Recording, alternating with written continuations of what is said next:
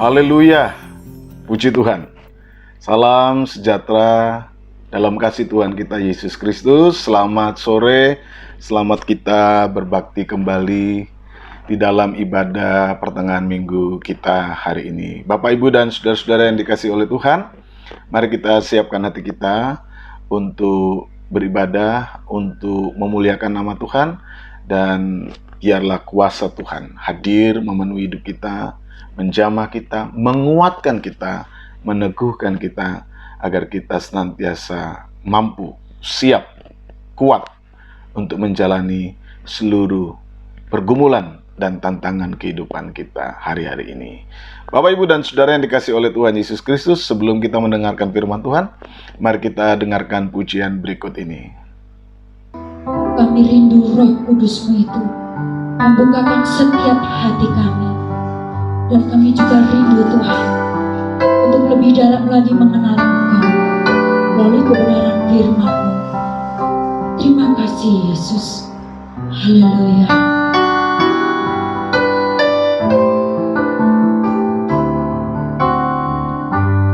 Allah Roh Kudus, penuhi kami. Ku rindu Kau selalu dalam hidupku.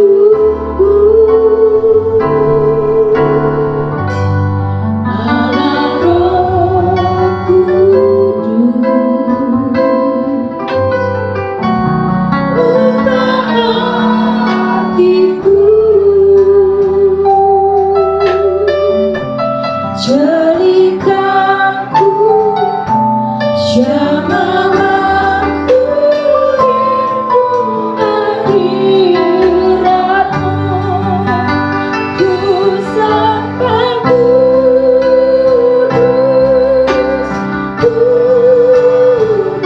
kudus, kuduslah Tuhan, yang ku sanjung mulia,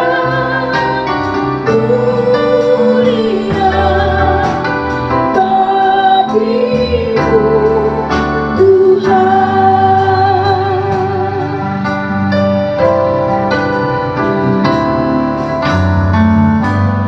Allah Roh Kudus,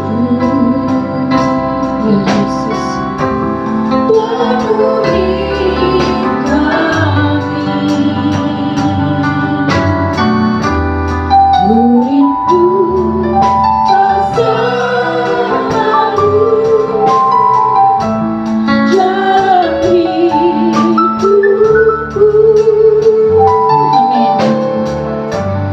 Allah Roh Kudus, buka hatiku, jadikanku jamaahku hadirat-Mu. Ku sampai kuduslah Tuhan,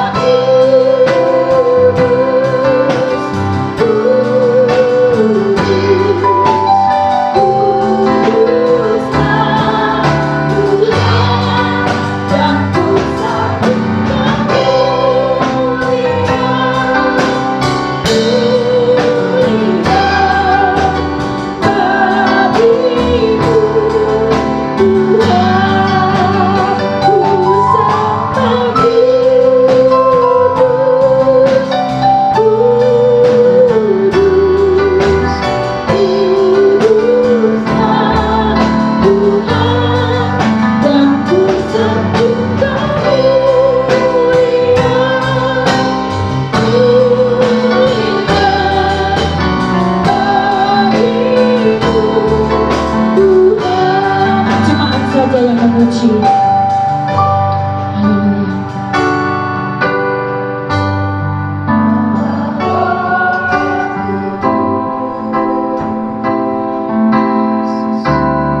Penuhi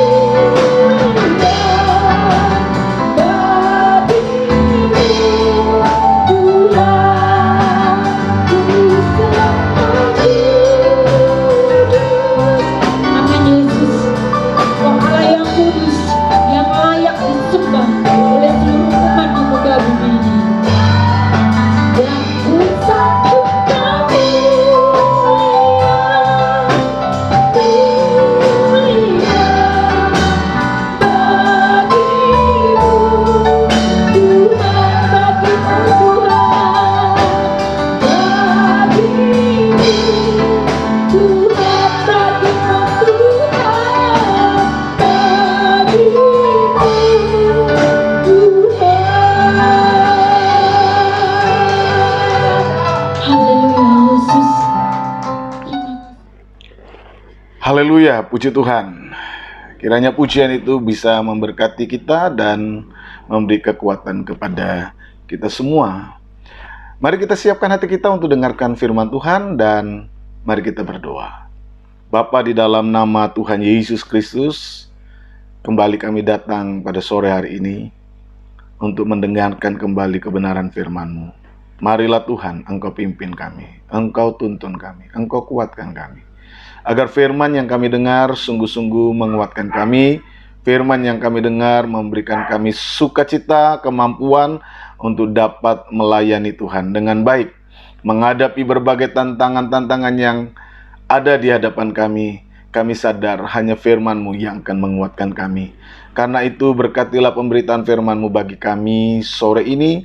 Dan biarlah kami siap untuk mendengarkannya, untuk menaruhnya dalam hati kami, untuk menumbuhkannya dalam hidup kami. Berbicaralah Tuhan bagi kami, karena kami anak-anak-Mu siap mendengarkannya. Di dalam nama Tuhan Yesus Kristus, haleluya. Amin. Puji Tuhan, Bapak, Ibu, dan Saudara yang dikasihi oleh Tuhan. Pemberitaan firman Tuhan sore ini akan saya ambil dari pembacaan Lukas pasal 7, mulai ayat yang ke-18 sampai ayat yang ke-23. Lukas pasal 7 mulai ayat yang ke-18 sampai ayat yang ke-23. Demikian pembacaan firman Tuhan. Ketika Yohanes mendapat kabar tentang segala peristiwa itu dari murid-muridnya, ia memanggil 2 orang dari antaranya dan menyuruh mereka bertanya kepada Tuhan, "Engkaukah yang akan datang itu, atau haruskah kami menantikan seorang lain?" Ketika kedua orang itu sampai kepada Yesus, mereka berkata, "Yohanes Pembaptis menyuruh kami bertanya kepadamu, engkaukah yang akan datang itu, atau haruskah kami menantikan seorang lain?" Pada saat itu Yesus menyembuhkan banyak orang dari segala penyakit dan penderitaan dan dari roh-roh jahat, dan ia mengaruniakan penglihatan kepada banyak orang buta. Dan Yesus menjawab mereka, "Pergilah dan katakanlah kepada Yohanes apa yang kamu lihat dan kamu dengar. Orang buta melihat, orang lumpuh berjalan, orang kusta menjadi tahir, orang tuli mendengar, orang mati dibangkitkan, dan kepada orang miskin diberitakan kabar baik. Dan berbahagialah orang yang tidak menjadi kecewa dan menolak aku." Puji Tuhan. Sampai di situ pembacaan kita, saudara. Tema firman Tuhan sore ini adalah hati-hati dengan kekecewaan. Saudara yang dikasihi oleh Tuhan Yesus Kristus, setiap orang, siapapun dia, pernah mengalami kekecewaan. Artinya bahwa setiap orang itu bisa kecewa dengan banyak alasan, ya, dengan banyak kejadian, dengan banyak situasi, dengan banyak kondisi. Secara umum dapat kita katakan bahwa di dunia ini orang bisa mengalami kekecewaan. Dan kekecewaan memang adalah sesuatu yang wajar dialami oleh manusia. Walaupun, saudara, kekecewaan itu bisa terjadi dan menjadi bagian dari pengalaman hidup kita setiap hari, namun kita perlu untuk dengan sungguh-sungguh memperhatikan persoalan kekecewaan itu. Ketika kekecewaan itu adalah sebuah hal yang kemudian tidak dapat kita manage dengan baik. Ketika kekecewaan itu kemudian tidak bisa kita kendalikan dengan baik. Ketika kekecewaan itu tidak bisa kita kontrol dengan baik. Ternyata kekecewaan itu dapat memiliki akibat yang tidak sederhana. Kekecewaan itu dapat berakibat yang sangat parah, sangat destruktif, sangat merusak, dan itu dapat menghancurkan banyak hal dari segala sesuatu yang baik yang bisa kita raih, yang bisa kita capai dalam hidup kita. Semua hal-hal indah, semua hal-hal baik, dan segala hal yang mungkin dapat kita miliki bisa saja itu hilang, bisa saja itu lewat, bisa saja itu tidak dapat kita nikmati hanya karena kita mengalami kekecewaan. Yesus di dalam ayat bacaan kita ini memperingatkan agar manusia itu tidak mudah menjadi kecewa. Tentu ada alasan yang sangat kuat mengapa kemudian Yesus mengajar kita, mengingatkan kita untuk berhati-hati agar kita tidak menjadi kecewa. Hal yang paling sangat esensial di dalam teks yang kita baca ini adalah karena kekecewaan yang begitu besar, kekecewaan yang tidak terkontrol dapat mengubah prinsip besar, dapat menggeser prinsip hidup yang sudah terbangun selama ini dari posisi yang seharusnya kita miliki. Saudara, kuatnya racun dari kekecewaan, kuatnya bahaya dari kekecewaan, destruktifnya sifat dari kekecewaan itu mengakibatkan orang sekelas Yohanes Pembaptis pun dapat berubah dan meragukan Yesus. Saudara tahu siapa Yohanes Pembaptis? Alkitab mengatakan bahwa dia adalah orang yang sangat besar, ya.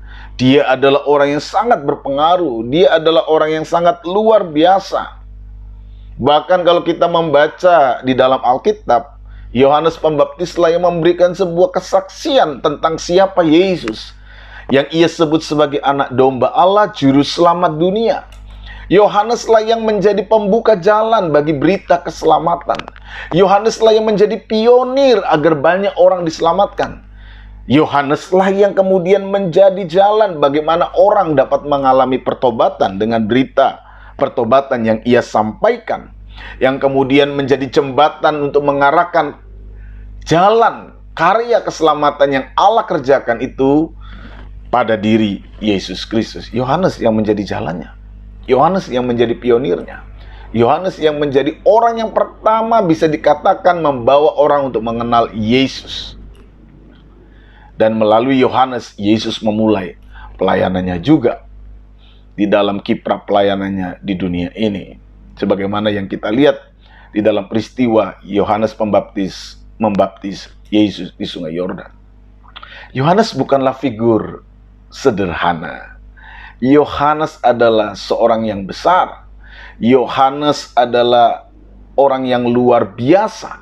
Namun kita menemukan di dalam bacaan ini, orang sekelas Yohanes pun dapat mengalami perubahan prinsip, bahkan mulai meragukan Yesus. Apa penyebabnya, saudara? Apa penyebabnya? Satu penyebabnya, yaitu kekecewaan. Kekecewaan. Jadi kita jangan jangan terlalu sederhana melihat persoalan kekecewaan itu.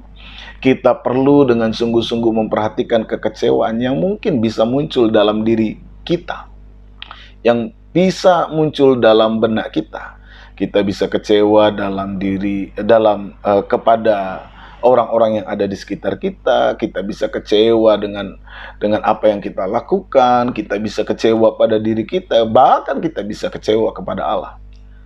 Sekali lagi saudara, saya katakan, sekalipun kekecewaan ini adalah bagian dari bunga kehidupan kita sebagai manusia yang tidak bisa kita elak. Ya, karena tidak semua hal di dunia ini akan berjalan sesuai dengan keinginan kita. Namun kita perlu hati-hati dengan persoalan kekecewaan ini. Nah, saudara, kekecewaan itu bisa terjadi pada siapa saja. Ketika harapan yang ia bangun, yang ia cita-citakan, yang ia impikan, itu tidak sesuai dengan kenyataan yang ia lihat. Tidak sesuai dengan kenyataan yang ia hadapi. Tidak sesuai dengan kenyataan yang ia alami. Orang dapat mengalami kekecewaan. Satu hal yang dapat kita temukan di dalam bacaan ini, mengapa kecewa itu menjadi sebuah hal yang berbahaya di dalam diri kita.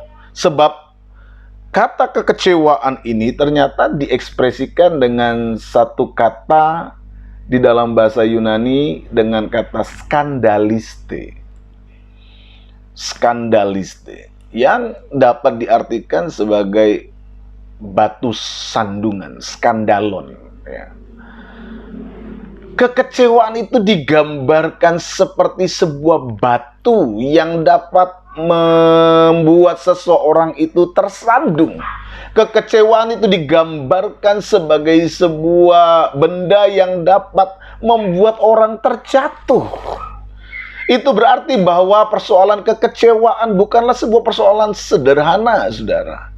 Kekecewaan yang dapat dialami setiap orang, kekecewaan yang mungkin juga sedang kita alami, itu tidak sederhana, apalagi ketika kita tidak dapat mengontrol dan menguasainya. Apakah saudara sedang kecewa hari ini dengan saudaramu?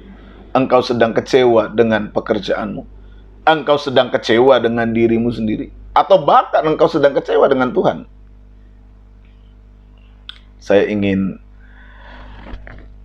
mengajak saudara untuk melihat kembali persoalan kekecewaan ini. Saya memahami bahwa ada banyak hal yang dapat membuat kita kecewa. Ada banyak hal yang memang membuat kita kadang-kadang merasa terganggu, merasa kesal dengan segala sesuatu yang kita alami. Saya juga pernah mengalami kekecewaan. Saya juga dapat merasakan kekecewaan. Tetapi saya ingin mengajak saudara untuk sejenak merenungkan persoalan ini. Sekali lagi saya katakan, kita bisa kecewa, saudara. Dan ada banyak hal yang dapat membuat kita kecewa. Tetapi marilah, ketika kekecewaan itu datang dalam diri kita, beri bagi kita ruang jernih untuk sejenak memikirkan mengapa saya kecewa dan apa yang seharusnya saya buat ketika saya merasa kecewa. Ingatlah kata firman Tuhan ini, bahwa kekecewaan dapat menghancurkan kita. Kekecewaan dapat menjadi skandalon. Kekecewaan dapat menjadi batu sandungan. Yohanes Pembaptis tersandung dengan kenyataan di mana dia melihat seakan-akan Yesus tidak melakukan, tidak menjalani, tidak menghidupi segala sesuatu yang selama ini ia pikirkan. Bahkan ketika ia ada di penjara, ketika tantangan itu sedang dia hadapi, ketika situasi berat sedang ia alami, ia merasa bahwa Yesus itu tidak menjadi juru selamat bagi dirinya.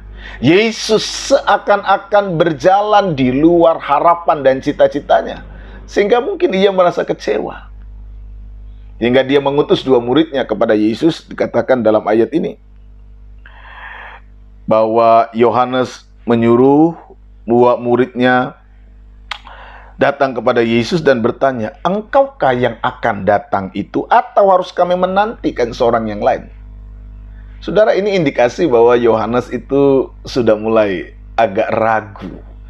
Apakah engkau Mesias? Atau kami harus menantikan yang lain? Dengan kata lain, kamu bukan Mesias. Karena kamu tidak melakukan seperti yang dilakukan Mesias menurut Yohanes Pembaptis. Yohanes Pembaptis kecewa melihat apa yang terjadi dengan dirinya dan apa respon Yesus terhadap dirinya.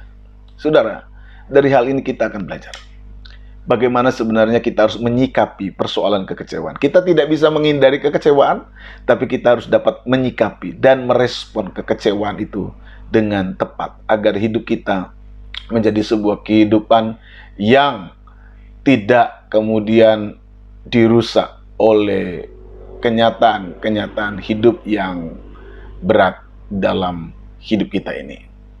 Nah, saudara, yang pertama yang perlu kita perhatikan dalam diri kita, bagaimana kemudian kita menyikapi persoalan kekecewaan yang ada di dalam hidup kita ini. Yang pertama, saudara, ingatlah ketika kekecewaan itu muncul, kekecewaan itu datang dari sebuah sudut pandang diri kita.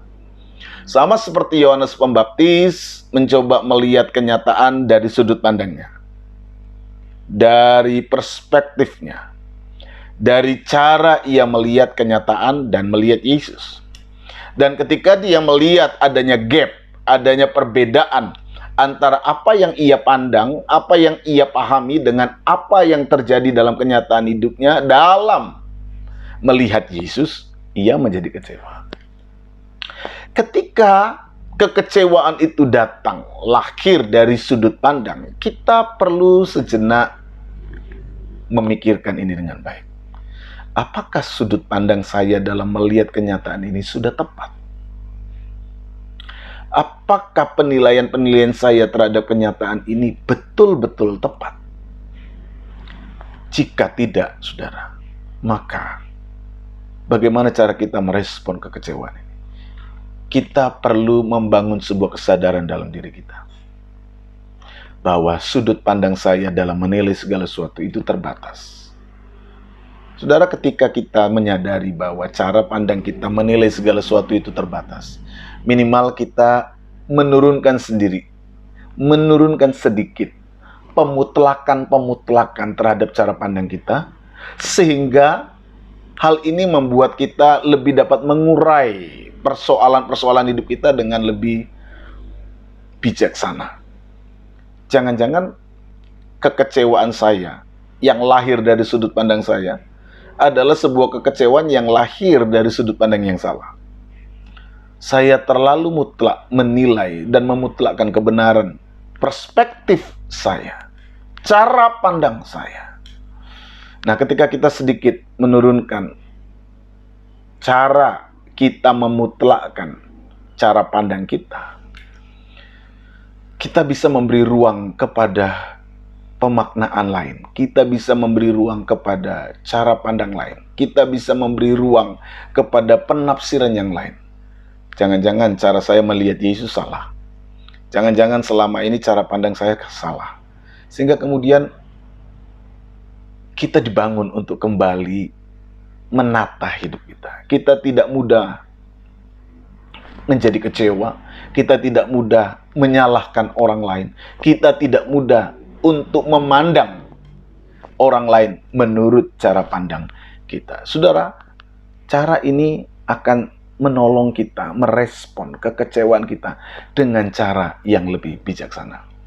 Ketika kita tidak memutlakkan cara pandang kita dan memberi ruang kepada cara pandang lain, memberi ruang pada penafsiran lain, memberi ruang bagi Allah untuk memberitahu kepada kita tentang apa yang seharusnya kita lakukan, seperti apa yang Yesus katakan kepada orang-orang yang ada di sekitarnya, tentang apa yang sebenarnya ia lakukan, dan bagaimana ia menunjukkan kepada Yohanes Pembaptis tentang apa yang sebenarnya ia perbuat. Yohanes sebenarnya ditolong untuk melihat bagaimana sebenarnya Yesus melakukan pelayanannya. Kekecewaan lahir dari sudut pandang kita. Karena itu, jangan terlalu cepat memutlakkan cara pandang kita. Biarlah kita memberi ruang kepada cara pandang yang lain, khususnya cara pandang firman Allah, untuk menolong kita menafsir, memaknai hidup kita hari ini. Mungkin apa yang kita anggap sebagai kekecewaan bukanlah sebuah hal yang sebenarnya patut untuk dikecewakan. Tetapi ada cara pandang lain yang menolong kita untuk memaknai hidup kita. Yang kedua, saudara, tetaplah membangun sebuah pola hidup yang konstruktif terhadap kenyataan hidup kita ini. Jangan menilai kenyataan itu hanya pada satu, istilah saya, satu episode kehidupan ini. Mengapa? Karena kadang-kadang kita tidak mengerti sejauh mana cara Allah bekerja dalam diri kita. Yang perlu kita bangun adalah sebuah prinsip pengharapan yang tetap terbuka pada sebuah perubahan. Hidup kita ini belum berhenti sampai di sini. Hidup kita ini masih terus berjalan. Ada hal-hal besar yang mungkin dipersiapkan oleh Allah dalam diri kita yang belum kita ketahui. Kalau saya menyitir pernyataan pengkhotbah dalam pengkhotbah 3 ayat 10 dikatakan, pengkhotbah 3 ayat 11, segala sesuatu indah pada waktunya. Segala sesuatu indah pada waktunya. Pengkhotbah ingin mengatakan apa yang terlihat statis, perputaran kehidupan, pagi, siang, malam, pagi, siang, malam, ada waktu ini, ada waktu itu, ada waktu lahir, ada waktu meninggal, ada waktu bertemu, ada waktu berpisah. Seakan-akan waktu itu sudah berjalan sedemikian rupa tanpa ada orang yang dapat menggugatnya. Seakan-akan kemudian waktu itu menjadi sesuatu yang menakutkan karena dia bergerak tanpa rasa, dia bergerak tanpa kepedulian. Pengkhotbah tanpa diduga dalam ayat yang ke-11 mengatakan bahwa segala sesuatu yang terlihat pasif, yang segala sesuatu yang terlihat semu, ternyata bergerak kepada apa yang disebut indah pada waktunya. Indah pada waktunya. Tetapi itu kadang-kadang tidak dapat terlihat ketika Alkitab kemudian meneruskan, pengkhotbah meneruskan penjelasan. Karena manusia tidak dapat menyelami apa yang dilakukan Allah dari awal sampai akhir. Manusia tidak dapat menyelami apa yang dilakukan Allah dari awal sampai akhir. Apa yang kita lihat ini, apa yang ada di depan kita hari ini. Sekian detik ke depan, sekian jam ke depan kita belum mampu melihatnya, bukan? Bahkan untuk berkaleidoskop, untuk melihat ke belakang, detik demi detik perjalanan hidup kita, bagaimana Allah mengatur langkah hidup, kita pun tak mampu, kita pun tak bisa. Ketidakmampuan berkaleidoskop melihat detik demi detik, senti demi senti perjalanan hidup kita. Ketidakmampuan untuk melihat ke depan, hari demi hari, jam demi jam, menit demi menit yang kita hadapi ke depan, membuat kadang-kadang kita kehilangan kemampuan untuk mengerti apa yang Allah kerjakan dalam diri kita. Ini kita tidak mampu, saudara. Tapi menurut pengkhotbah, Allah bekerja segala sesuatu di dalam sebuah ide yang berpuncak pada kebaikan. Nah, saudara, kalau kita kemudian tidak dapat memahaminya, maka kita perlu memberi ruang yang lebih terbuka dalam hidup ini. Jangan terlalu cepat menghakimi kenyataan hari ini. Jangan terlalu cepat menilai apa yang terjadi hari ini. Jangan terlalu begitu kecewa terhadap segala sesuatu yang terjadi hari ini. Hidupmu belum selesai, teman. Hidupmu masih terus berjalan. Hidupmu masih terus berubah. Dan yang patut engkau syukuri kalau hari ini engkau masih bisa tetap berjuang. Itu adalah satu berkat dari Tuhan.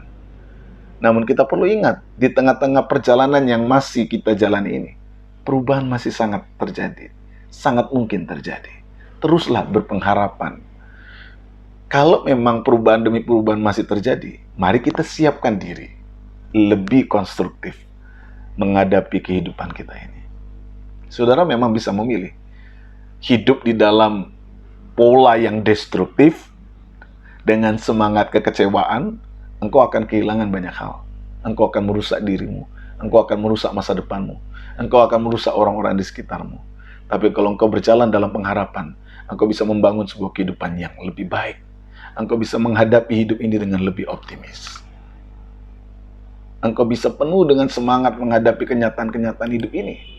Engkau bisa tetap terus menjalani kenyataan hidup ini.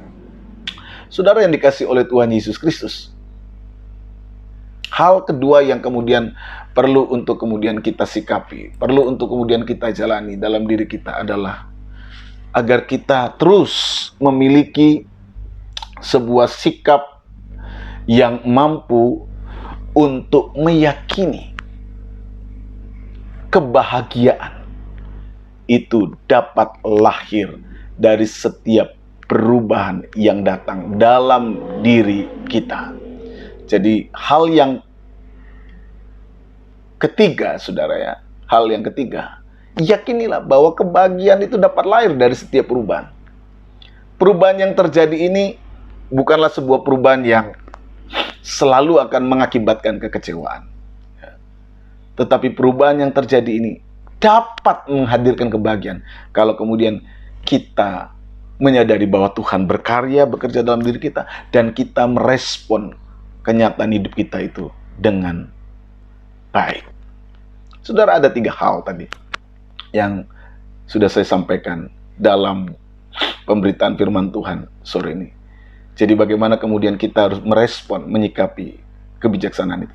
Jangan terlalu memutlakkan cara pandang kita. Yang kedua, mulai membangun sebuah pola hidup yang konstruktif dengan pengharapan. Dan yang ketiga, meyakini bahwa kebahagiaan pun dapat lahir dari setiap perubahan-perubahan. Walaupun perubahan yang kita lihat ini awalnya seakan-akan mengecewakan, namun kita tidak pernah tahu. Bisa saja perubahan itu menghadirkan sesuatu yang luar biasa dalam diri kita. Namun itu hanya dapat terjadi ketika kita mau merespon seluruh kenyataan hidup kita dengan baik. Saudara, kekecewaan akan selalu menjadi bagian dalam pengalaman-pengalaman diri kita. Kekecewaan akan selalu ada di dalam seluruh perjalanan kehidupan kita. Kita bisa mengalami kekecewaan karena perubahan-perubahan yang terjadi setiap hari dalam diri kita. Tetapi ingatlah, setiap perubahan itu juga dapat selalu menjadi peluang bagi kita untuk menikmati kebahagiaan demi kebahagiaan dalam bentuk-bentuk yang lain dalam hidup kita. Karena kebahagiaan itu adalah sebuah pilihan. Ketika saudara mampu merespon setiap perubahan-perubahan dalam hidupmu dengan baik, dengan bijaksana, akan selalu muncul kebahagiaan-kebahagiaan dalam bentuk yang lain. Akan selalu muncul kemenangan-kemenangan dalam bentuk yang lain. Akan ada inovasi, akan ada penemuan baru, akan ada sesuatu yang baru. Kuncinya adalah bagaimana kemudian kita merespon hidup kita dengan baik. Saudara yang dikasihi Tuhan, mari jalani hidupmu dengan penuh sukacita. Kita bisa kecewa dengan perubahan yang terjadi dalam diri kita. Tetapi sebaliknya, saudara juga akan dapat bahagia dengan perubahan-perubahan yang terjadi dalam diri. Ketika kita mampu merespon setiap perubahan yang membuat kita seakan-akan kecewa dengan cara yang benar. Tetap kuat, tetap semangat. Kebahagiaan adalah pilihan. Apakah engkau ingin memilih untuk menikmati kebahagiaan itu? Atau engkau memilih kekecewaan yang merusak hidup? Pilihan ada di tanganmu. Namun jika boleh saya membagikan, men-sharingkan hal ini, pilihlah kebahagiaan itu. Pilihlah untuk membangun hidup lebih bahagia. Bangunlah respon-respon yang benar, sebagaimana yang dikehendaki oleh Allah dalam hidup kita. Tuhan memberkati kita sekalian. Mari kita berdoa. Bapa, di dalam nama Yesus, kami bersyukur buat firman yang sudah kami dengar. Kami percaya bahwa firman-Mu ya dan amin meneguhkan kami. Kami kadang-kadang dapat mengalami kecewaan karena perubahan-perubahan yang terjadi di sekitar kami.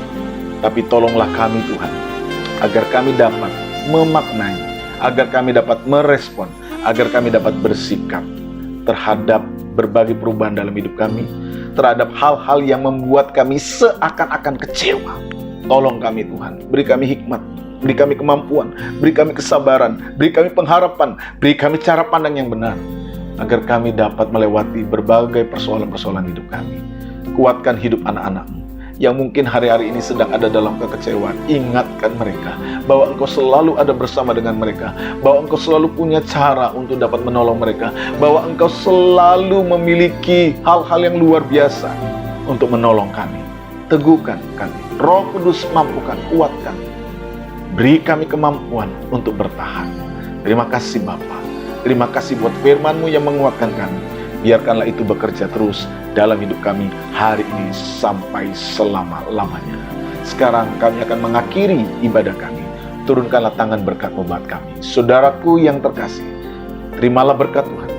Kiranya anugerah damai sejahtera dari Tuhan Yesus, kasih Allah Bapa dalam persekutuan Roh Kudus menyertai, memberkati kita sekalian hari ini sampai selama-lamanya dalam berkat nama Tuhan Yesus Kristus. Haleluya. Amin. Tuhan memberkati Bapak, Ibu, dan saudara sekalian. Terus berjuang, terus berjalan bersama dengan Tuhan. Tuhan menyertai kita. Haleluya. Puji Tuhan.